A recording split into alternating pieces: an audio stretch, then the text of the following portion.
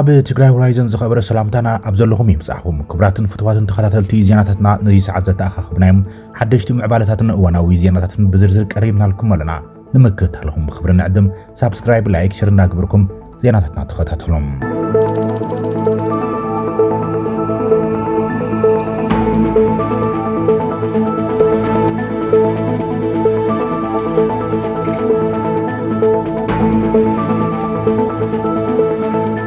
ዕጡቃት ኣብ ልዕሊ ህዝቢ ተወኪሶም ሰባት ቀቲሎም ኣብ ትግራይ ብዶክተር ደብረጽዮን ገብረ ሚካኤል ዝምራሕ ጉጅለ ወሓት ስልጣን ግዚያዊ ምምሕዳር በሓይሊ ኣብ ምቁጻር ከም ዝርከብ ዝፍለጥ ኮይኖም ብዝለኹም ዕጡቃት ኣብ ልዕሊ ህዝቢ ይትኩሳሎም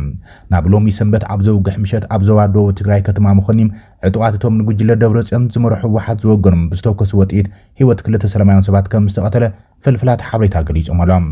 ኣብ ዝሓለፈ ሰሙን ምምሕዳር ከተማ ዓዲ ጉዶም ንምቁጻር እቶም ዕጡቃት ወሓት ብዝተወከሱ ወጥኢት ህይወት ሓደ ሰብ ዝጠፍኦ ኮይኖም ሓሙሽተ ሰባት እውን ከም ዝቆሰሉ ኣይርሳዕን እዮም ኣብ ዘዋ ደቡብ ምብራቅ ብተማሳሊ ወረዳ ሰሓርትን ብተማሳሊ ተወኪሶም ንብዙሓት ከም ዝቆሰሉ ይዝከር እዮም እዚ ኣብ ልዕሊ ስልጣን ብሓይሊ ናይ ምቁጻር ጉጅለ ፍንጫል ወሓት ዝቃወም ዘሎ ህዝቢ ዝፍጽሞ ዘሎም ከበድቲ ጥሕሰ ሰብኣዊ መሰላት ኣብ ትግራይ ግጭት ሕድሕድ እውን ንክውላዕም ሓዊ ናይ ምስዋር ተግባር ምዃኑ ይኽሰስ እዩ ዘሎም እቲ ብደብረጽዮን ዝምራሕ ጉጅለ ወሓት እቲ ካብ ህዝቢ ትግራይ መንግስቲ ፌደራል ማሕበረሰብ ዓለምን ተቃውሞታት ዝገጥሞ ዘሎም ሓይላዊ ምቁጻር ስልጣን ዘሰቅቕ ኩናት ክወልድ ከም ዝኽእል መጠንቀቕታታት ይቕርበሉ እዩ ዘሎም እንተኾነ እቲ ቤት ጽሕፈት ወሓት ማእከሉ ገይሮም መንግስታውን ህዝባውን ምምሕዳራት ብሓይሊ ዝቆጻጸር ዘሎ ጉጅለ ወሓት ግን ነቲ ብጉጅለ ዕጡቕ ዝገብሮ ዘሎ ምንቅስቓስ ሕጊ ናይ ምኽባር ስጉምቲ ብምባል እዩ ዝገልጾ ዘሎም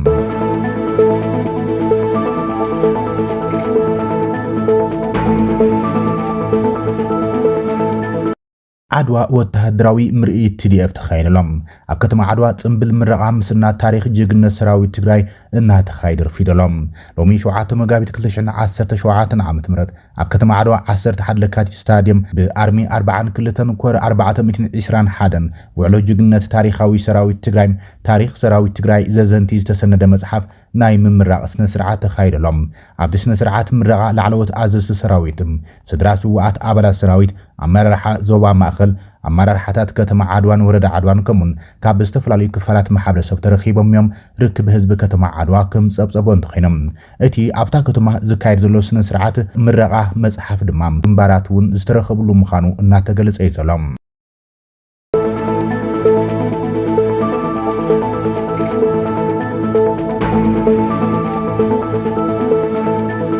ሻዕብያ መንገዲ ዓድግራት ዓጽዎም ሰራዊት ኤርትራ ኣብ ትግራይ ዞባ ምብራቕ ካብ ኢሮብ ናብ ከተማ ዓድግራት ዝወስድ መንገዲ ከም ዝዓጽዎ ነበርቲ ገሊጾም ናብ ወረዳ ኢሮብ ተጓዒዛ ጸብጻብ ዝሰርሐ ቴሌቪዥን ትግራይ ሰራዊት ኤርትራ 35 ኢሮቦታት ጨውዮም ወሲዱ ዛጊድ ሃለዋቶም ከም ዘይፍለጥ ኣረጋጊጻ ኣመሓዳሪ ወረዳ ኢሮብ ኣቶ ኢያሱ ምስጋና ኣብ ዝሃቦ ርእይቶም ሰራዊት ኤርትራ ኣብ ልዕሊ ህዝቢ ኢሮብ ገበን ምጽናት ዓሊትና ፈጸመ ቀጺሎም መንነቶም ብሓይሊ ምቕያር ናብ ኤርትራ ኣገዲዱ እቶም ከም ዘሎም ነዚ ዝከላኸል ሓይሊ ትግራይ ይኹን ፌደራል ኢትዮጵያ የለን ኢሎም ኣብታ ወረዳ ካብ ዘለዋ 5 ጣብያታት እተን 3 ጣብያታት ሙሉእ ብምሉእ ኣብ ትሕቲ ቁጽር ሰራዊት ኤርትራ ከም ዘለዋ ዝገለጹ እቶም ርእይቶም ንቴሌቪዥን ትግራይ ዝሃቡ ኢሮቦታት እቲ ወራሪ ሓይሊ ከበድቲ ግፍዕታት እናፈጸመ እዩ ዘሎ ኢሎም ኣብቲ ከባቢ ሰራዊት ኢትዮጵያ ሙሉእ ብምሉእ ከም ዘለን ንድሕነቶም ዝንቀሳቐስ ሓይሊ ከም ዘየሎም ሓቢሮም ዘሎም ዝተፈላለዩ ማሕበራዊ ኣገልግሎታት ዝረኽብሉ ከተማ ዓድግራት እውን እቲ ዋና መንገዲ ሻዕብያ ዓጽዎ ስለ ዘሎም ኣብ ከበይ ጸገም ወዲቖም ከም ዝርከቡ እዮም ተዛሪቦም ስለዝኾነ ድማ ብመሰረት ስምምዕነት ፕሪቶሪያ መንግስቲ ፌደራል ሰራዊቱ ናብ ተኸባቢኡ ድሕነቶምን ላዕላውነቶም ክሕልወሎም ከም ዝግባዮም እቶም ኢሮቦታት ጸዊዖም ዘሎም ሰራዊት ኤርትራ ካብ ወረዳ ኢሮብ ጀሚሩ ክሳብ መሬት ኣድያቦ ዘለዎ ወሰናወሰን ወረዳታት ብሓይሊ ተቆጻጺሩ ዝርከቡ ኮይኖም ጭውያ ቅትለትን ሲቪልያን ሰባት ወራር ሃፍቲ እንስሳን ተፈጥሮን ብምካድ ኣብ ዝዋን ድማ ወተሃደራዊ ድፍዓት ሰሪሖም ናይ ስጋት ቀጠና ገይርዎም ከም ዘሎም ዝወፁ ዘለዉ ጸብጻባት ዘመላኽቱም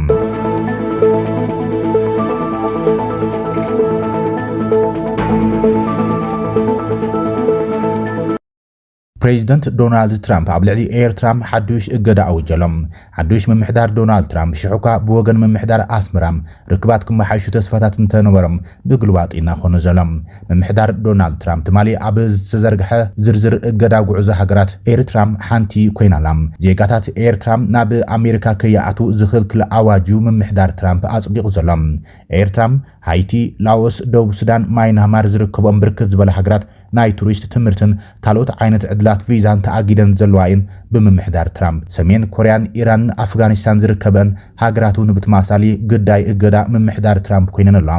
ፕሬዚደንት ኤርትራ ኢሳያስ ኣፍወርቂ ፕሬዚደንት ዶናልድ ትራምፕ መረፃን ተዕወቱም ሓዱሽ ምምሕዳር ዋይት ሃውስ ምስ ኤርትራ ርክባት ንምምሓሽን ሰናይ ዝምድና ንምስራትን ክሰርሕ ተስፋ ንገብር ኢሎም ደብዳቤ ጽሒፉ ምንባሩ ይዝከር እዮም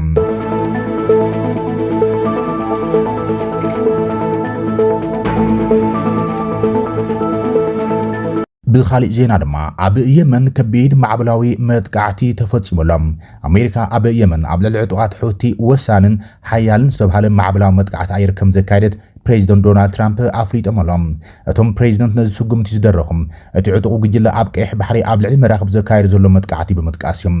ትራምፕ ኣብ ማሕበራዊ መድረኽ ትሩዝ ከም ዝገለጽዎም ብኢራን ዝመወሉ ዕሱባት ሑቲም ናብ ነፈርቲ ኣሜሪካ ሚሳይላት ተኩሶም ብወተሃደራትናን መሻርክትናን ድማ ዒላማ ገይሮም ክብሉ እዮም ጽሒፎም ሽፍትነት ዓመፅን ግብረ ሽበራን ቢልዮናት ዶላር ከም ዘኽሰሮምን ህይወት ሰባት ኣብ ሓደጋ ከም ዘእተውን እውን ወሲኾም ገሊጾም ብሑቲ ዝመሓደር ሚኒስትሪ ጥዕና በቲ መጥቃዕቲ ብውሕድም 31 ሰባት ክሞቱ እንከሎም ካልኦት 101 ድማ ከም ዝቆሰሎም ሓቢሮም ነቲ ኣብ ጋዛ ዝካየድ ዘሎ መጥቃዕቲ እስራኤል ዝቃወም ትጉጅለም ብፍላይ መርከባት ምዕራባውያን ዒላማ ክገብር ጸንሑ ኮይኖም ሕዙን ሓይልታቱን መጥቃዕቲ ኣሜሪካ ምላሽ ከም ዝህብሉ ተሓኒ ዘሎም ሑቲ ትማል ቀዳም ምሸት ኣብ ሰንዓን ኣብ ደቡብ ስዑድ ዓረብን ዝርከብ ኣብ ሰሜናዊ ግዝኣት ሰዓዳን ማሓስከር ተኸታታሊ ፍንጀራታት ከም ዘጋጥሞም ጸብጺቦም እቶም ብኢራን ዝድገፉ ጉጅለም አንጻር እስራኤል ዝንቀሳቀሱ ኮይኖም ርእሰ ከተማት ሃገር ሰንዓን ሰሜናዊ ምዕራብ የመን ዝቋጽሩ እኳ እንትኾኑም መንግስቶም ዓለማ ኣፍልጦ ዘይረኸበዮም ዘይተረጋገጹ ምስልታት ኣብ ልዕሊ ከባቢ መዕርፎ ነፈርቲ ሰንዓን ካልኦት ማእከል ኣጽዋርን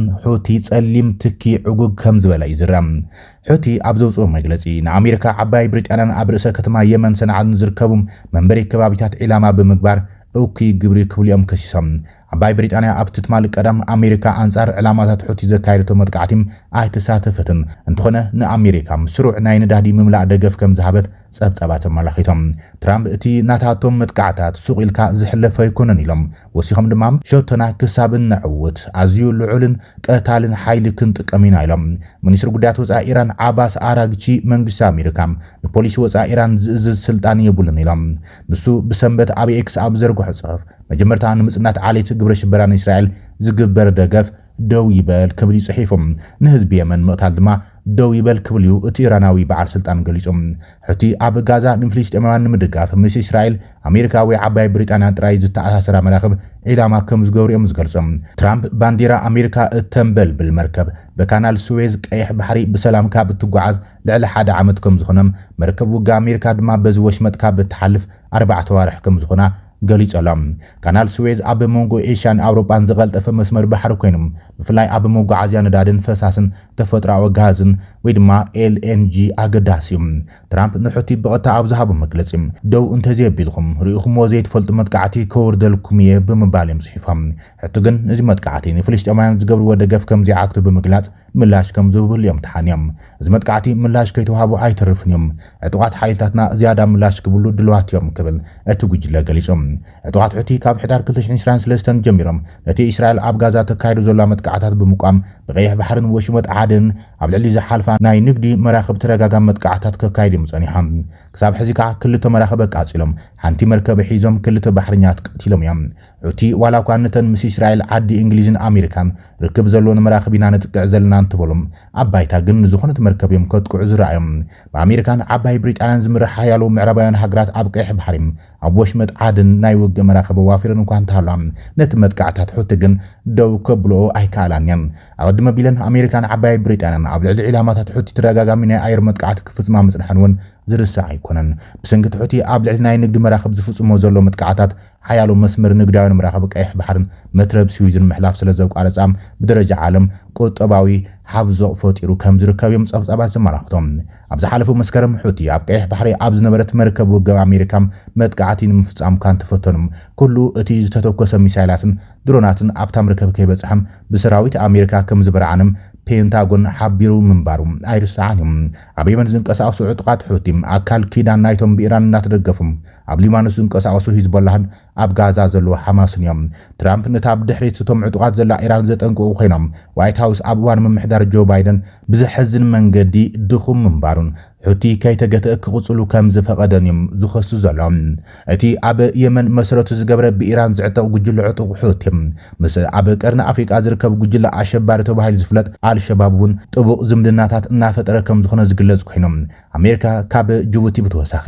ኣብ ሶማሊላንድ ወደብ በርበራ ስትራቴጂካዊ ወተሃደራዊ መዋፈሪ ብምህናጽ ነቲ ግብረ ሽበራዊ ስጋኣታት ንምግታም ንምክልኻልን መለሳ ድማ ንሶማሊላንድ ኣፍሉጥ ሃገር ንምሃብ ትሰርሐሉ ከም ዘላ ጸብጻባት እናመላኽቱ እዮም ዘሎም